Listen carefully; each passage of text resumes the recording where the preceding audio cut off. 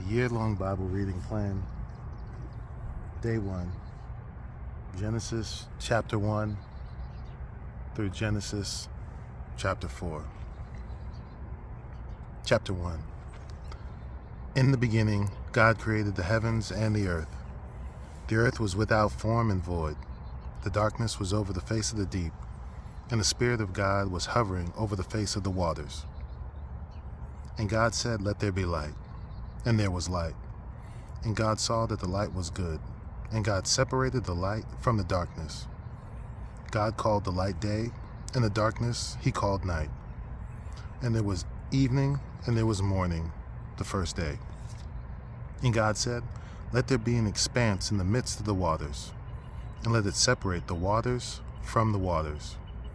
And God made the expanse and separated the waters that were under the expanse from the waters that were above the expanse.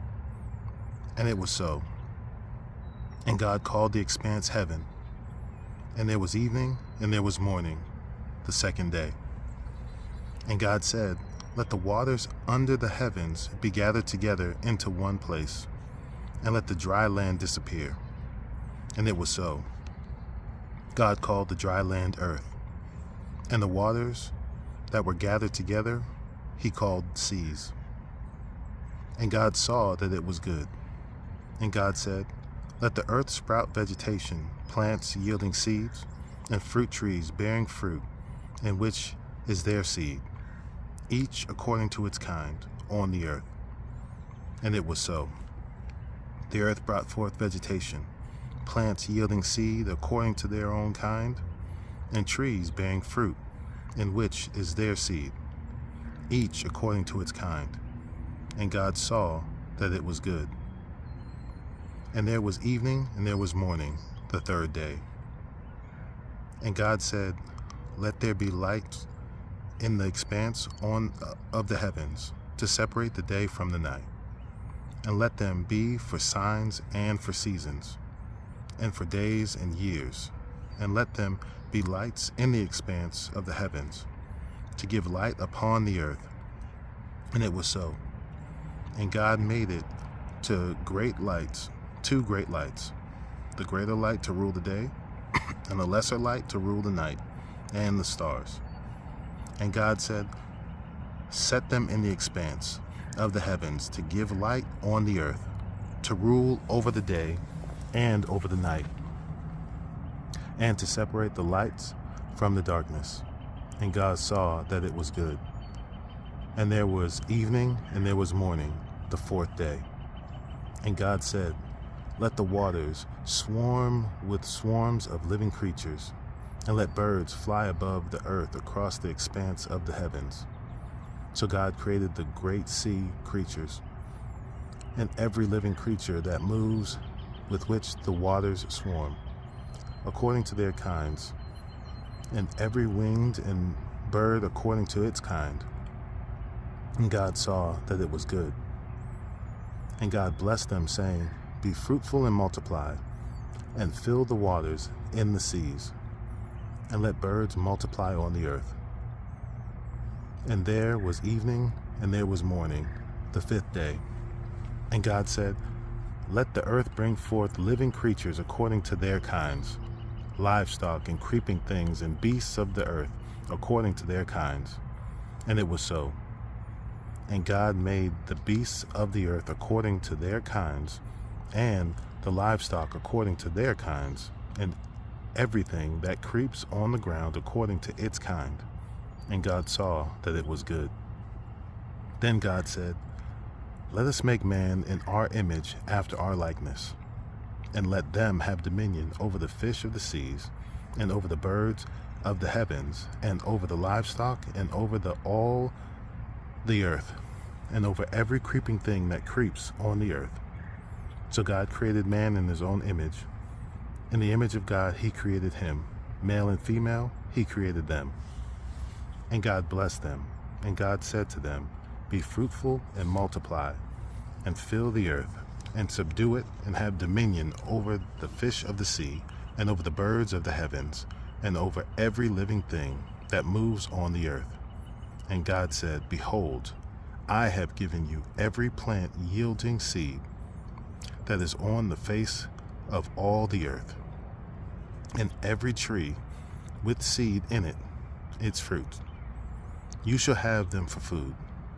And to every beast of the earth, and to every bird of the heavens, and to everything that creeps on the earth, everything that has the breath of life, I have given every green plant for food. And it was so. And God saw everything that he had made, and behold, it was very good. And there was evening, and there was morning, the sixth day.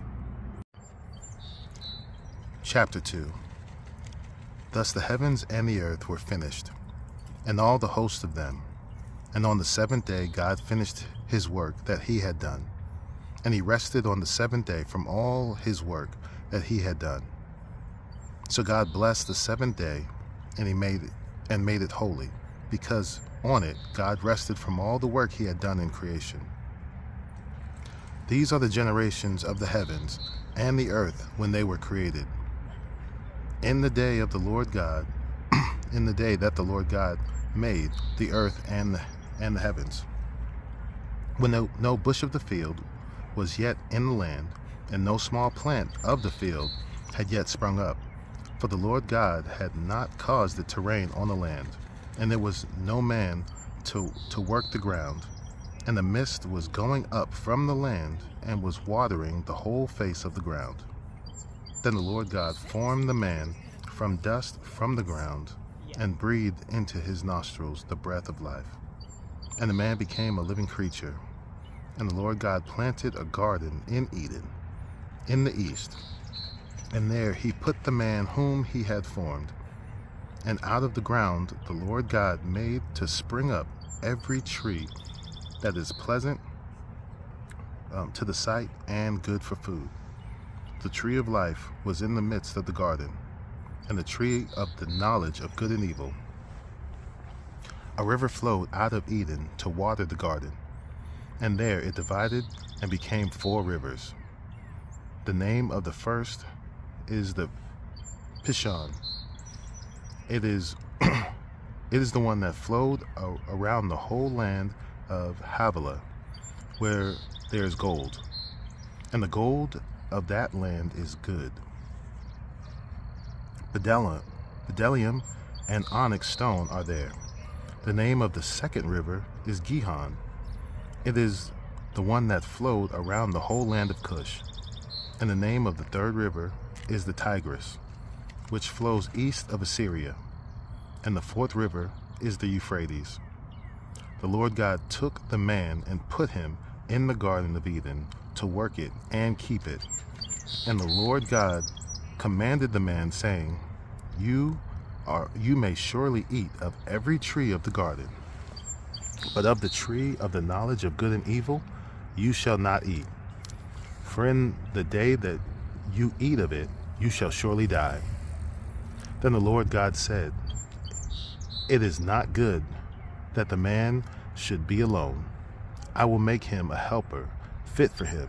So out of the ground the Lord God formed every beast of the field and every bird of the heavens, and brought them to the man to see what he would call them. And whatever the man called every living creature, that was its name. The man gave names to all the livestock, and to the birds of the heavens, and to every beast of the field. But for Adam there was not found a helper fit for him. So the Lord God caused a deep sleep to fall upon the man, and while he slept, took one of his ribs, and closed up its place with flesh. And the rib that the Lord God had taken from the man he made into a woman, and brought her to the man. Then he said, This at last is bone of my bones, and flesh of my flesh. Shall she be called woman? She shall be called woman, because she was taken out of man. Therefore man shall leave his father and his mother, and hold fast to his wife, that they shall become one flesh. And the man and his wife were both naked and were not ashamed. Chapter 3. Now the serpent was more crafty than any other beast of the field that the Lord God had made. He said to the woman, "Did God actually say to you, 'You shall not eat of any tree in the garden'?" And the woman said to the serpent, "We may eat of the fruit of the trees in the garden, but God said, 'You shall not eat of the fruit of the tree that is in the midst of the garden, neither shall you touch it, lest you die.' But the serpent said to the woman, 'You will not surely die, for God knows that when you eat of it, your eyes will be opened, and you will be like God, knowing good and evil.' So when the woman saw that the tree was good for food, and that it was a delight to the eyes, and that the tree was to be desired to make one wise, she took of its fruit and ate. And she also gave some to her husband, who was with her, and he ate. Then the eyes of both were opened, and they knew that they were naked.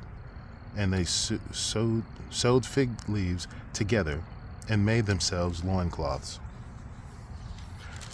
And they heard the sound of the Lord God walking in the garden in the cool of the day. And the man and his wife hid themselves from the presence of the Lord God among the trees of the garden. But the Lord God called to the man and said to him, 'Where are you?'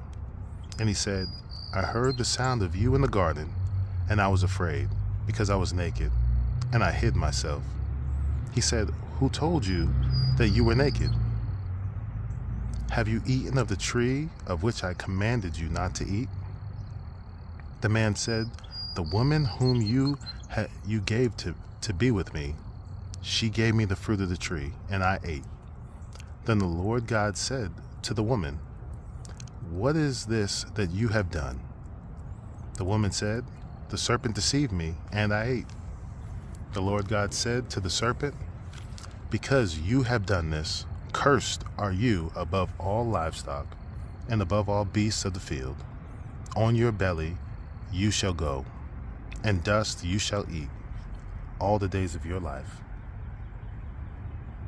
I will put enmity between you and the woman, and between your offspring and her offspring. He shall bruise your head, and you shall bruise his heel.'